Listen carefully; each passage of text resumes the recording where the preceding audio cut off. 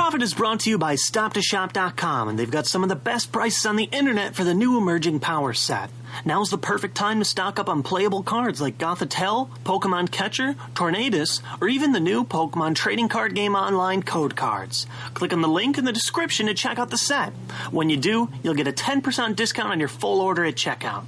When you're looking for cards, make the stop at Stop to Shop.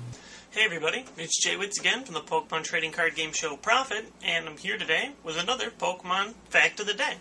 Now, as I talked about last week, I'm trying to branch out to facts that are just about Pokemon in general, and not just the trading card game, and I was actually really worried when I put that video out. I didn't really know how well you guys were going to respond to it. I felt like, oh, I don't know what I'm talking about, because it's not about Pokemon trading cards, but you guys were all great, and you left a lot of awesome feedback, too. Now, to take that feedback into consideration, here's one comment that I read. It said, "Allow people to submit their own facts. Save you some time." And that's from Neko Zeppelin. And so I thought, you know what? I will take this feedback and some of the other feedback that came with it and make that into a video. Now, I don't know how often I'm going to do this, and I might not for every single fact that I do, but it is nice to post some of the follow-up comments that came from the last week's Fact of the Day. So without further ado, here are 10 more creepy and weird Pokedex entries, all submitted by you guys. Started off, we got Gorbis from Jack Kenton. Although Gorbis is the very picture of elegance and beauty while swimming, it is also cruel. When it spots prey, this Pokemon inserts its thin mouth into its prey's body and drains the prey of its body fluids. Wow.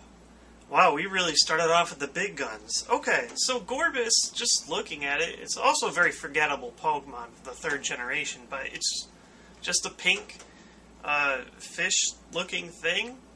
And apparently it is the equivalent of an enormous swimming mosquito. It drains the prey of its body fluids. Why do they have to get so in detail with that kind of stuff? For kids, guys. Next up is Shedinja. Shedinja's hard body doesn't move, not even a twitch. In fact, its body appears to be merely a hollow shell. It is believed that this Pokemon will steal the spirit of anyone peering into its hollow body from its back.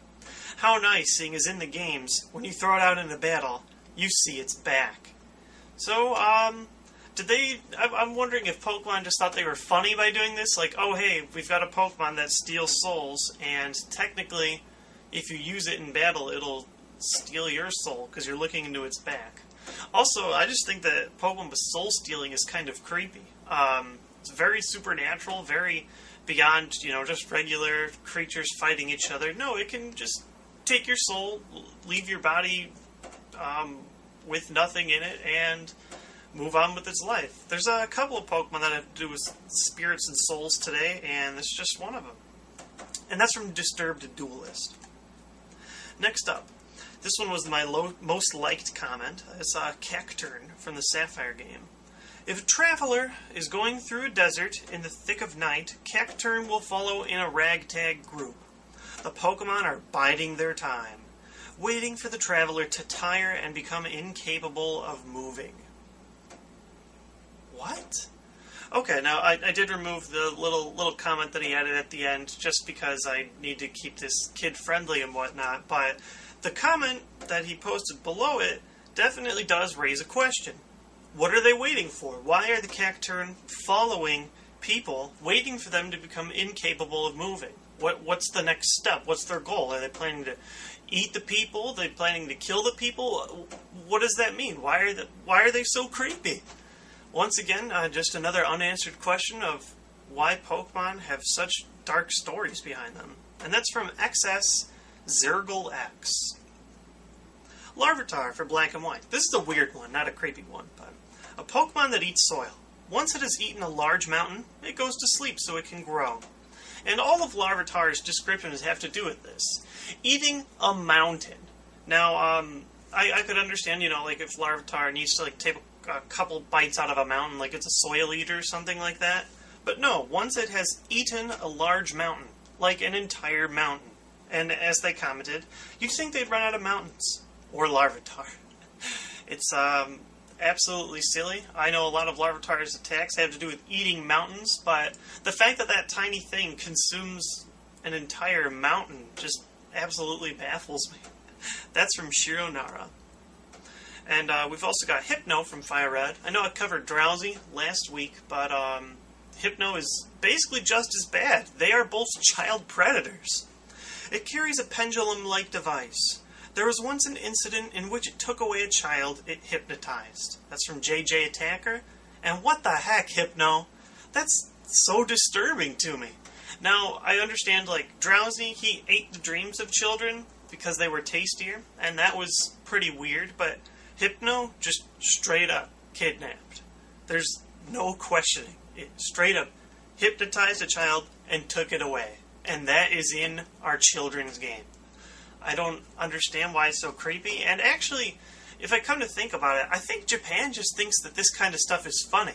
Because there's totally a t-shirt. They had a t-shirt line called Pokemon 151 for a while, and it was more like adult-oriented. Not adult-oriented, but like it was supposed to be graphic and design t-shirts for Pokemon that would not necessarily look like they came from Pokemon. They were targeted toward, a teenage to adult audience.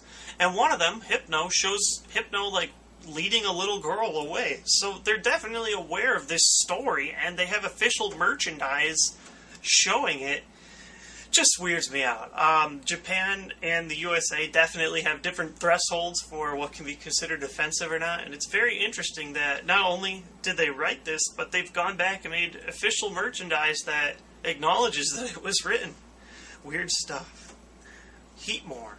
Using their very hot, flame-covered tongues, they burn through Durant's steel bodies and consume their insides. That's from Zelda X, SRCX. And that's just gross. Now, there's a lot of these, like, Pokemon that eat other Pokemon, and I think that that's just weird. In my mind, they just battle each other, they knock each other out, and that's the end of things. So when you extend into, like, basically what seems to be a depiction of what an actual animal in the wild would do, it just gets weird. Heatmore is also interesting. It's just like Survivor and Zangoose, like natural enemies. Survivor and Zangoose always are hunting each other, and I guess Heatmore and Durant are always hunting each other, but the fact that they made one Pokemon specifically so that it can eat the other Pokemon is just weird. And I get it, he's an anteater, and Durant is an ant, but do they have to go into detail that it melts their body and consumes their insides? It's a little much. Glalie. I think this one's my favorite out of the bunch. Glalie has the ability to freely control ice. For example, it can instantly freeze its foe solid. After immobilizing its foe in ice, this Pokemon enjoys eating it in leisurely fashion. That's from Team Charizard, and this one seemed so absolutely over the top to me that I went online just to make sure. Like, oh, is that really what they wrote? It's on Bulbapedia, it's legit. That is Glalie's description. Glalie is not only known to freeze Pokemon, I mean, that would be understandable. Even if they said that it freezes its foe solid and immobilizes them in ice, I mean, I guess that's not really disturbing, but they go on to say that it eats it in a leisurely fashion. This is a step up. It doesn't just eat it. Glalie isn't just hungry. It's like torturing these Pokemon that it freezes. It's eating them leisurely, like a bag of potato chips, or like it's some kind of fun game or something. Now that's messed up. Now, I think in general, just eating is weird, but when you enjoy it, that's when it just gets strange. Next up is Confagragus from Black. It has been said that they swallow those who get too close and turn them into mummies. They like to eat gold nuggets. Well, first off, that's a pretty strange juxtaposition, but that's from Noob Nader, and once again, what is wrong with these people? Now, Confagragus, it's a coffin, I get it, but to go into detail and remind you that it takes people and turns them into mummies is pretty disturbing. Now, does that mean that when you catch a Confagragus, that there's already a person in there that it's eaten, or, I don't know, consumed, turned into a mummy? I don't really know. Again, the 5th generation specific added a lot of Pokemon that have to do with, like, spirits and death and stuff like that, and while it's definitely interesting, it's a little stretching it for a kid's game, and it's definitely funny to see how far they take it. Next up, speaking of the 5th generation in spirits, we've got Litwick, Lampent, and Chandelure from JL Collector. Or is that JI Collector? Let me know. We got Litwick. While shining a light and pretending to be a guide, it leeches off the life force of any who follow it. Lampent, it arrives near the moment of death and steals spirit from the body. That one's a step up because it even just specifically talks about death. Like after someone dies, a Lampent will show up and take your spirit. And Chandelure, being consumed in Chandelure's flame burns up the spirit, leaving the body behind. So these are all really, really dark. Even Litwick, well, first off, I think all 3 of these Pokemon are straight up adorable Pokemon. But Litwick, of all people, stealing life force. We've got Lampent, who's essentially the Grim Reaper, comes up after you're dead and consumes your spirit. And Chandelure, I guess, would be the one that kills you by burning up your spirit alone and leaving the body behind. Now that is, I guess, just messed up to me. It's different than, Pokemon just taking your spirit out. It, essentially kills your mind? I'm not exactly sure. Burns up the spirit. Either way, it's just very dark and very undesirable. And lastly, we've got from Rotom Boys, one on Dusknoir. Now, this one is taking the direct translation from what they wrote in Japanese, but I think it is interesting to note what they say in Japan, because that's kind of the whole canon of what the official Pokedex entry is, and it just shows that there was a Pokedex entry that was disturbing enough for people from the United States who localized it to change. It was bad enough for them to say, hey, we need to change the wording on this. Now, what's interesting to me is all the other Pokedex entries that they don't change the wording for if they choose to change this one, but it is very interesting that there are a few where even they look over them and say, hey, this definitely isn't okay. And it's from Dusknoir. It's the huge antenna on Dusknoir's head picks up signals from the underworld, telling it to take humans there. Now, I think they changed Underworld to Spirit World in the English one, but just think about that for a moment. They intended to have a Pokemon that, and completely non-offensively, just straight up the name of the place, they have a Pokemon that takes people to hell. Seriously. Not only that, but it's just weird. It has a signal on its head that picks up messages telling it to take people there. So there's like some strange factor of possession going on here, but even if we accept that it's not the underworld and it's the spirit world, where's the spirit world? What's that?